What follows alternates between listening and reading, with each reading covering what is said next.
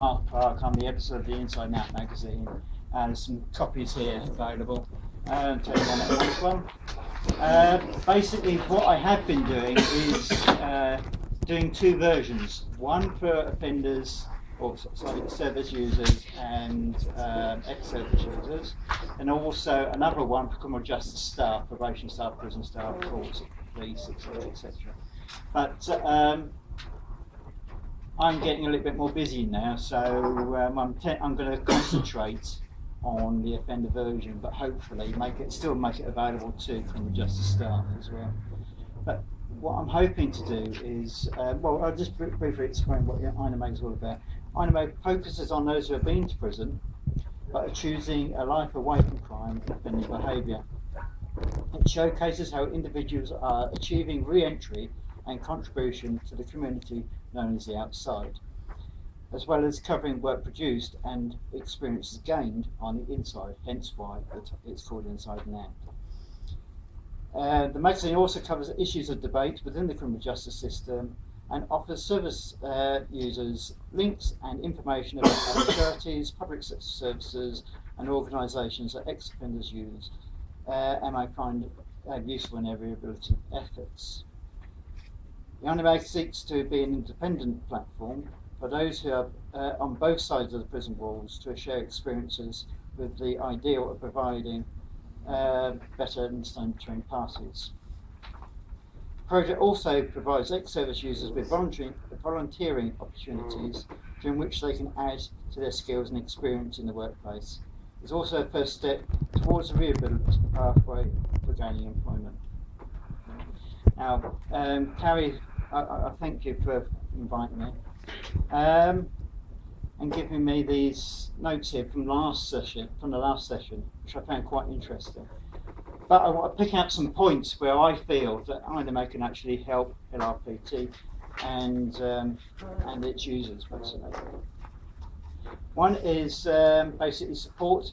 It said support people to access services. Well, although it's quite late in the day and it's an addition, so ROOP aren't exactly all the ROOP providers aren't aware of it, is that INAMAG is closely linked with the library service, which runs the prison library at Leicester Prison. And it's an idea that we can actually, when an offender gets released, a library card will be sent automatically to the offender manager. Well, at that point, an appointment could be made, should that offender choose to, where an INAMAG representative, either myself, Will, or somebody else within the team, can actually sort of take that person to the library or arrange to meet them, whether it be at Cobden Street or whether it be out in the city centre or wherever, or outside the library itself.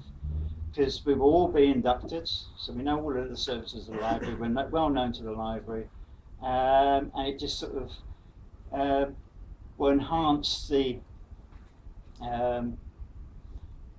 sense of calm, basically. It could be quite intimidating to go to a place like that and be intimidated by. They don't want staff because they have it with offender managers, they may have it with police officers, they may have it with other members of mental health team or whatever. But if they actually have somebody who is aware of their circumstances, who knows, understands the library, but not actually a member of staff of the library service, then it might make them feel a bit more relaxed and wanting to use that service. So that's where I want, one of the things I want to get involved in INAMAG to get involved with. Other things is that it could be all sorts. I'm open to thoughts and ideas on this, basically. So my business cards are there, so if anyone wants to take them and come back to me at a later date, then that's fine. The next point is peer mentoring. Well, that's self-explanatory. All the people within my team at INAMAG are all been in contact with the criminal justice system. I was a service user 4 years ago. So I feel that we have a place to play. Increased drop-ins, open access. Well, INAMAG actually belongs to an organisation called Citizens Eye, which is a community media hub. It has 20 different news agencies, INAMAG being one of those agencies.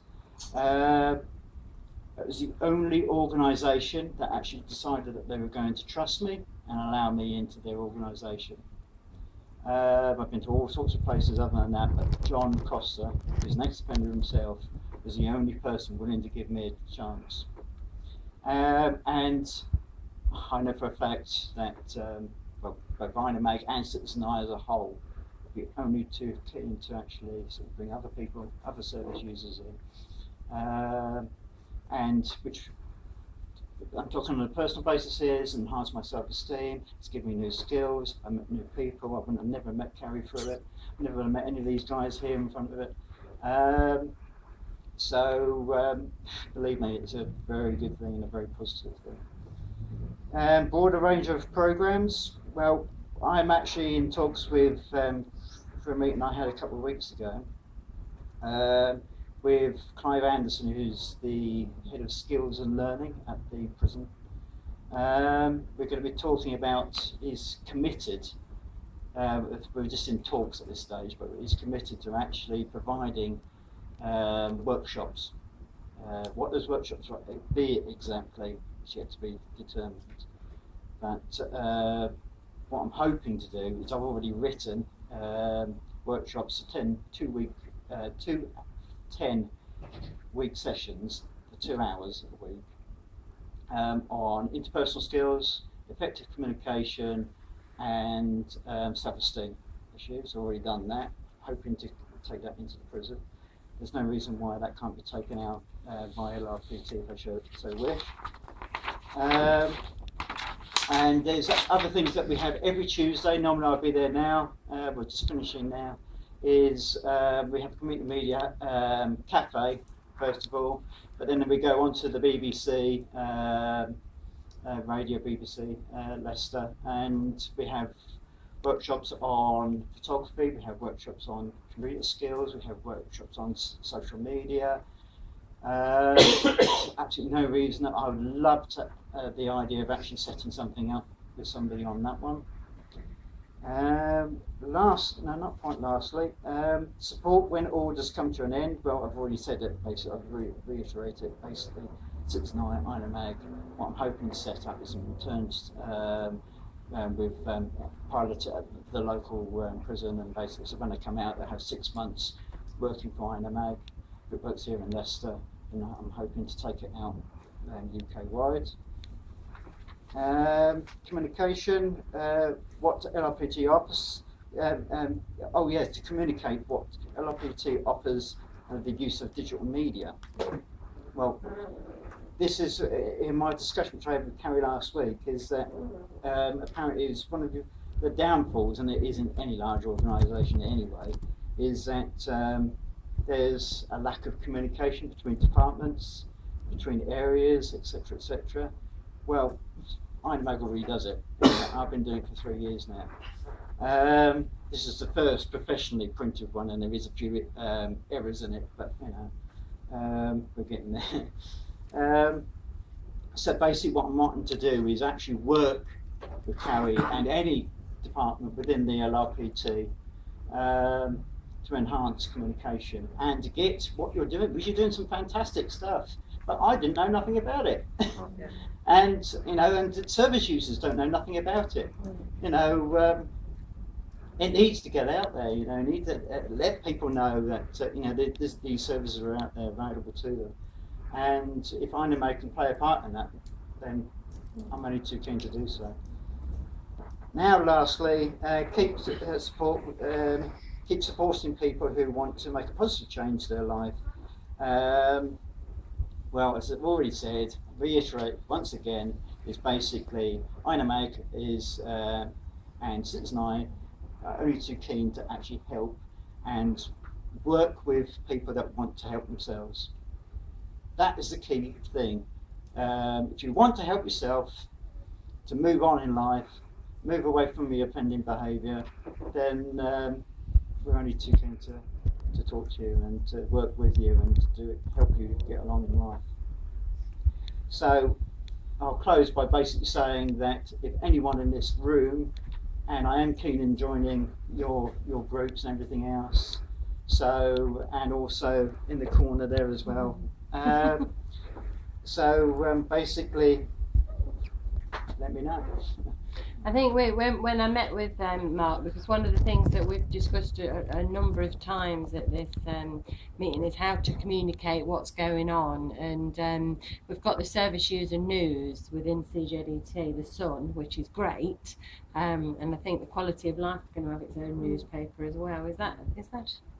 Yeah, it's called Independent. Be independent rather than me independent. We've got local service users and for staff. Yeah. Yeah. So we've got that within that field, but we haven't got anything more generally, you know, for the service. And obviously the magazine that Mark does, and which is handed out, is a national magazine. So that goes into, is it 26 prisons and 29 prisons and around different probation trusts, and it's about the big sort of issues that are going on, and letting people know generally what's out there.